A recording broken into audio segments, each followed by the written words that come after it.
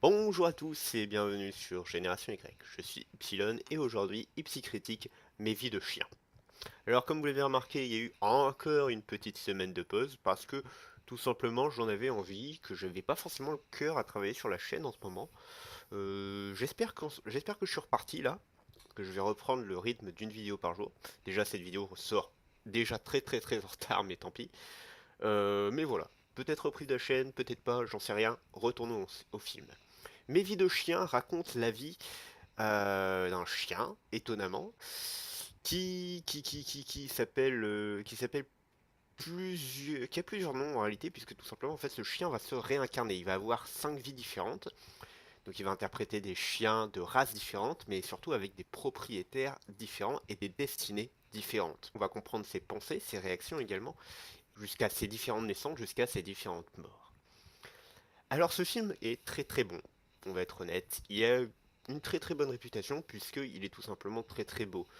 Étant donné que l'on va suivre déjà la vie de ce chien et qu'il va se réincarner, bien entendu il va mourir et un chien qui meurt dans un film c'est toujours très triste. C'est l'un des principaux défauts qui fait que je ne pense pas que ce film se retrouvera dans les meilleurs films que j'ai vus cette année, c'est que quelque part c'est assez simple. Durandal a dit un jour que pour lui, faire un film comique ou faire un film troll qui fasse rire, c'est pour lui, il considérait que c'était très facile. Puisque c'est très difficile de faire une blague qui ne fera rire personne. À partir du moment où vous faites une blague, elle vous fait rire vous, donc elle vous fera rire au moins quelqu'un d'autre. Moi je considère que c'est très facile de faire un film qui touche les gens ou qui fait pleurer, enfin qui fait pleurer les gens et qui touche les gens particulièrement. C'est des scénarios assez simples de, j'allais dire d'Hollywood, non, pas forcément, même, enfin de films français, etc.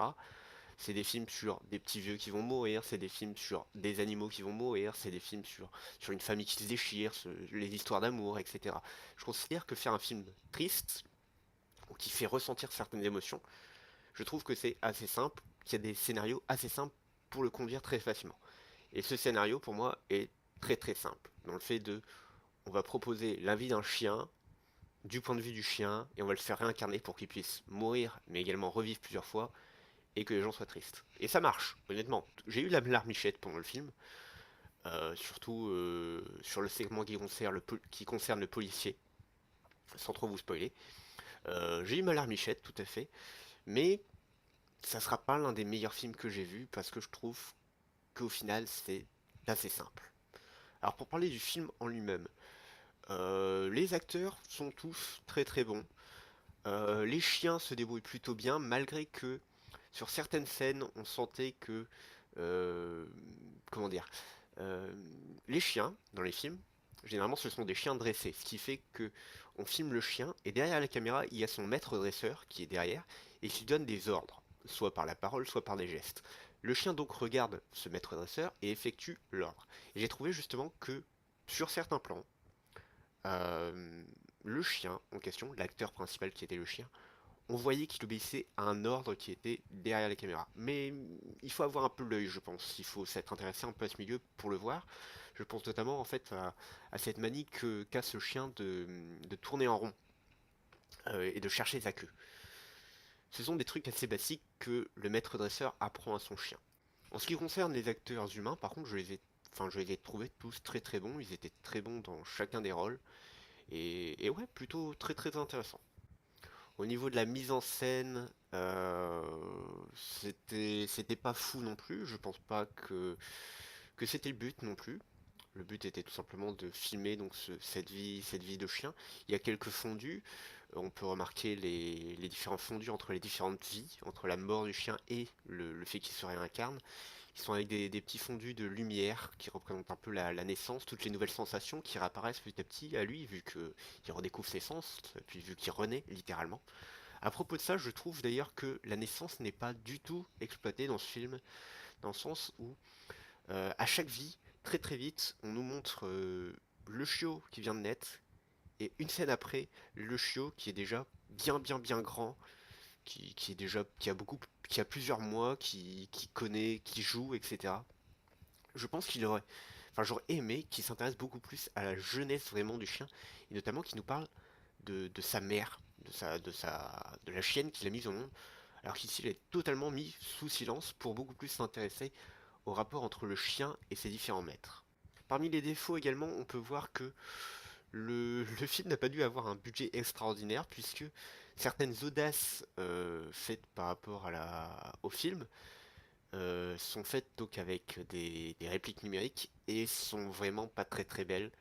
Je pense à une espèce de caméra qui se situerait dans les naseaux du chien, à un moment où donc le chien lèche son propriétaire.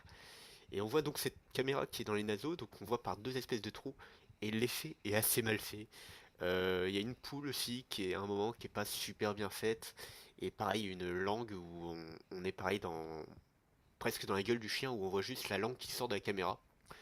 C'est plutôt intéressant comme idée de mise en scène, mais c'est pas super bien fait au niveau de la technique, au niveau numérique en tout cas.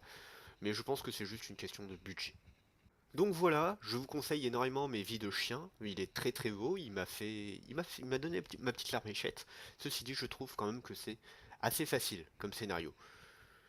Mais même du coup, si c'est facile, ça le réussit plutôt bien. Donc c'est plutôt une réussite. Bravo à mes vies de chien. Je vous le conseille énormément si vous avez un chien ou si vous, tout simplement, avez l'envie tout simplement d'avoir un chien plus tard. Ça vous fera rencontrer les différents types de propriétaires. Et rien que ça, je pense que c'est très très important. Et qu'il explore pas mal cet aspect-là. C'est-à-dire on a le propriétaire classique américain du gamin qui vit dans une famille et qui va adopter un chien, et le chien va vivre en même temps que ce gamin qui va aller au collège, au lycée, etc. etc. On a le chien policier, donc le chien qui est élevé par un policier. Donc le chien va réagir à des ordres, etc. On a le chien malheureusement qui n'aura pas de vie puisqu'il va se faire piquer très tôt dans le film. Eh, je vous avais dit que c'était un peu triste, hein. Mais encore ce segment il passe beaucoup trop vite, il est au tout début en plus. Et non, il passe beaucoup trop vite justement parce qu'on n'a pas vécu la vraie enfance du chien. Comme je vous ai dit, on a vu sa naissance et après le moment où il était jeune. Et il manque un segment entre les deux. Et également comment, un bout de film qui est très très important, malgré qu'il passe très rapidement, mais pour moi il est très très important. C'est le propriétaire qui adopte son chien et qui ne s'en occupe plus du tout. Ce qui moi a particulièrement le don de m'énerver, étant donné que j'apprécie énormément les animaux. Ils l'ont mis dans le film, c'est tant mieux. Donc voilà, si vous avez envie d'adopter un chien ou si vous avez un chien, je vous conseille énormément mes vies de chien. Voilà, j'espère que cette critique vous a plu. Si c'est le cas, n'hésitez pas à vous abonner, n'hésitez pas à cliquer sur j'aime ou je n'aime pas, à commenter pour voir les différents aspects que peut-être je n'ai pas dit dans la vidéo sur le film. Je l'ai vu il y a quand même quelques temps, donc enfin il y a 2 semaines quand même. C'est possible que j'ai oublié des choses. C'est même très très probable. Mais voilà, bref. À la prochaine!